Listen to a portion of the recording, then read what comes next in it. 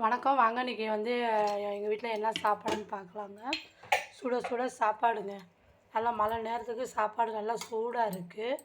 இன்றைக்கி வந்து பருப்பு உருண்டை குழம்பும் கத்திரிக்காயும் போட்டு நல்லா வீட்டு மசாலா அரைச்ச பருப்பு உருண்டை குழம்புங்க. புளிக்குழம்பு, பருப்பு உருண்டை குழம்பு. நல்லா கத்திரிக்காய் வந்து நல்லா பச்சை பச்சைன்னு இருந்துச்சு. அதை நல்லா முட்டை போல் கட் பண்ணி நல்லா போட்டிருக்கீங்க.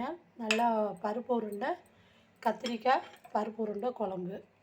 அந்த பருப்பு கொஞ்சோண்டு இருந்துச்சுங்க. அதில் வந்து வடை தட்டி கொஞ்சோண்டு எடுத்து நல்லா மொறு மொறுன்னு நல்லா வறுத்து எடுத்து வச்சுருக்கீங்க. வடை உருண்டை சாப்பிட்லான்னு இந்த வெறுவாயில் சாப்பிட்டோம்னா செம்மையாக இருக்கும்.